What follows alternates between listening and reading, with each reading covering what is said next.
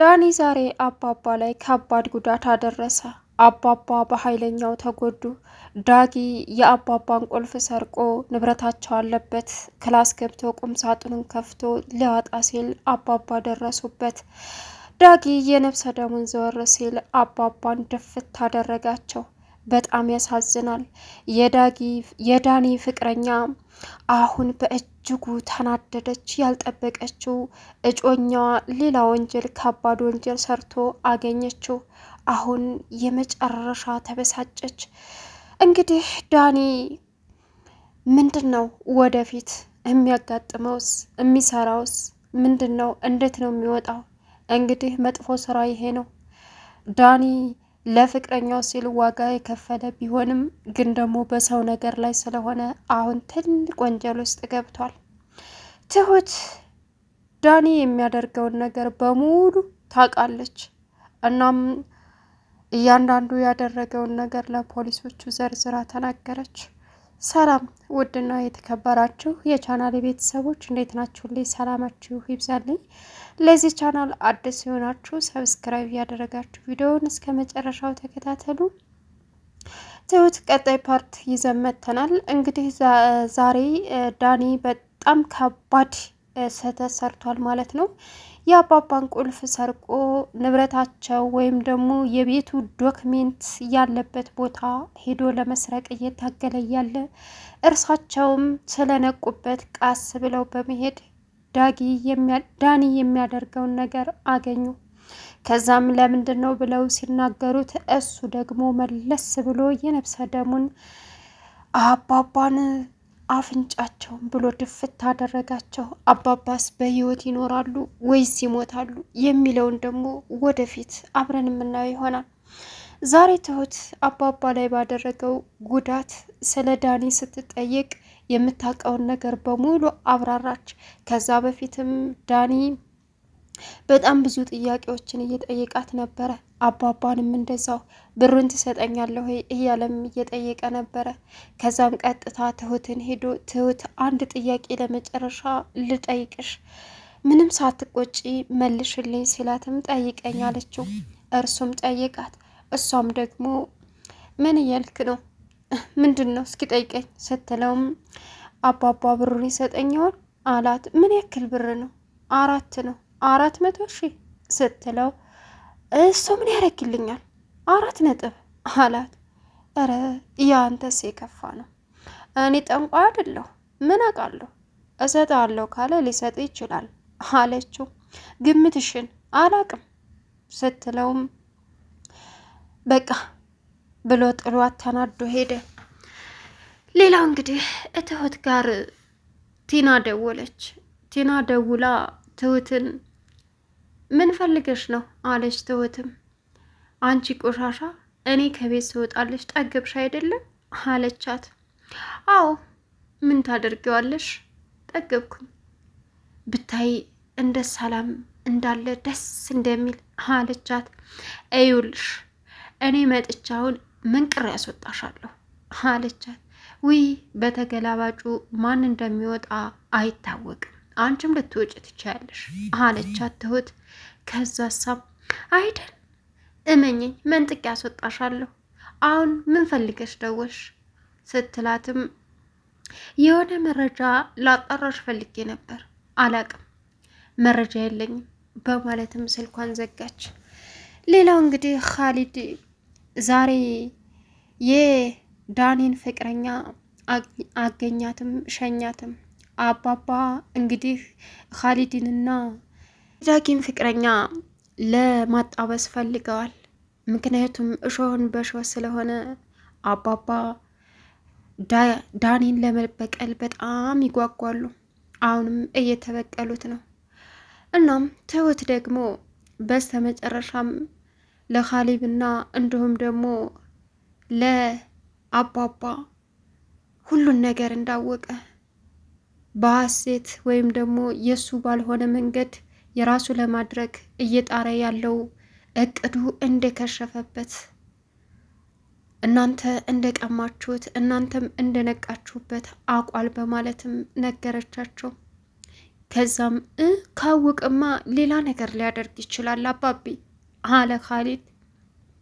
ከዛም ምንም አያረግም እንዴ ሊዘርፈን እኮ ይችላል አለ። ምንም ይዘርፈን ነገር የለም ምንም ሲሉ መለሱለት አባባ።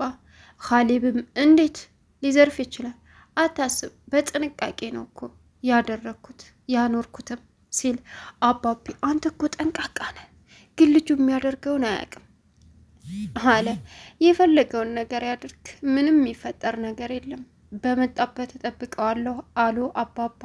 ግን የዳኒ መስዋዕት ሆነዋል ዛሬ። ዳኒ በጣም በመናደድ እቅዱ በመክሸፉና እንዲሁም ደግሞ ካሊብን ከፍቅረኛው ጋር ማየቱ እጅግ በጣም አናዶታል።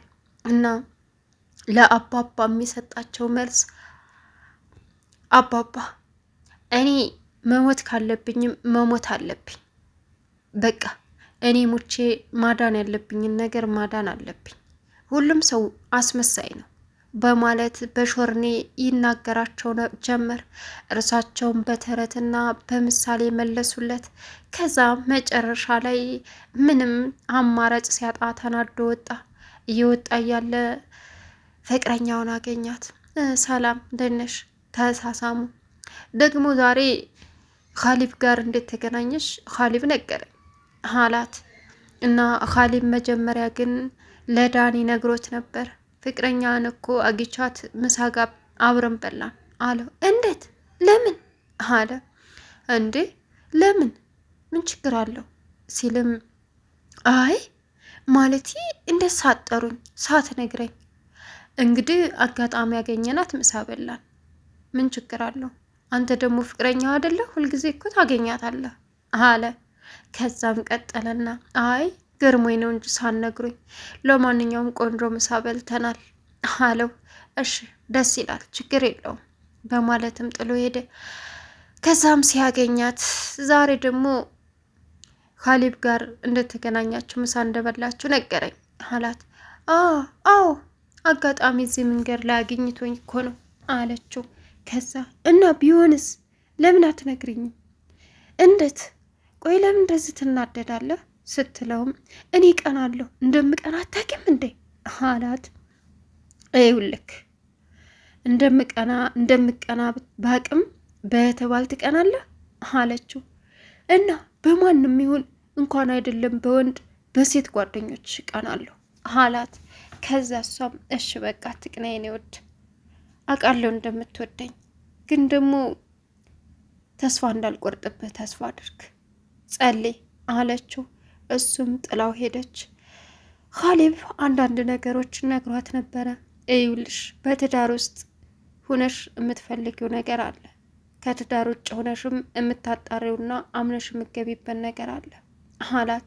ይኸውልህ ዳኒን በጣም እወደዋለሁ፣ ግን ደግሞ አንዳንድ አስቸጋሪ ጸባዮች አሉበት። እነሱን ደግሞ በቃ ምን ላድርግ እንጋባለዋለሁ። እሱ ደግሞ በህልም ዓለም በቃ ይኖራል እና ብዙ ብር ለመኖር መስራት አለበት። ስለዚህ አለች። አባቢ እንዲመክሩልኝ ፈልጌ ነበር ስትለውም ይመክርልሽ ይሆናል፣ ስለዚህ ይህን የምትወስኘው አንቺ ነሽ። ትዳር ከመግባትሽ በፊት በደንብ ታጠኝበታለሽ፣ ከገባሽ በኋላም እንደዛው ሲላት፣ ከገባው በኋላ ስለ ትዳር ማጣራት አልፈልግም መኖር እንጂ ስትለውም ቆይ ትዳር ይሄን ያክል ያስፈራል እንዴ አለችው። ያስፈራል እያልኩሽ አይደለም፣ ግን ደግሞ በቃ አሉ አይደል ከገባሽ በኋላ ዘለሽ ገብተሽ ዘለሽ የምትወጭበት አይደለም ትዳር፣ ብዙ መስዋዕትነት ያስከፍላል። እዩኔን አታይኝም? ሚስቴ ከጠፋች ከሄደች ሳምንቷ፣ በቃ አትመጣም፣ አትደውልም፣ ምንድነው አትልም። ስለዚህ እናስመክራታ አለችው። ያላስመከርኩና ጥረት ያላደረግኩ ይመስልሻል? ግን ምንም ማድረግ አይቻልም አላት። ይገርማል፣ በእርግጥ ይከብዳል አውቃለሁኝ አለች። እናም ከምንም በላይ ነፃነት መስጠት ከባድ ነው አለች እና በውስጧ ዝም አለች። ዳጊ ለእሷ የመለሰላት መልስ በቃ እሷ ይኸው ሚስቱ ነች፣ እንደፈለገ ትሄዳለች፣ እህቴ ብትሆንም አላት። እንዴ ታዲያ ምከራታ እኔ ትንሹ አይደለሁ እንዴ ሲላትም ይኸውልህ ምክር በትንሽ አይወሰንም፣ ትንሹ ይልቅ ትልቋን መክሮ ሊመልስ ይችላል አለችው። መይስ ሰማኝና እሷ ለሰው ጣጣ የላትም አትሰማም በፍጹም አላት።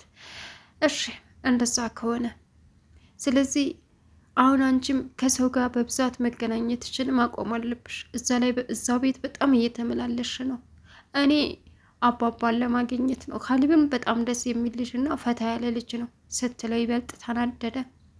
በቃ አባባ ደግሞ ደስ ይሉኛል ለዛ ነው አለችው።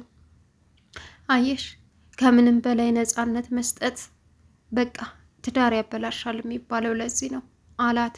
ቻናሉን ሰብስክራይብ እያደረጋችሁ ሰብስታይቶችን ኮሜንት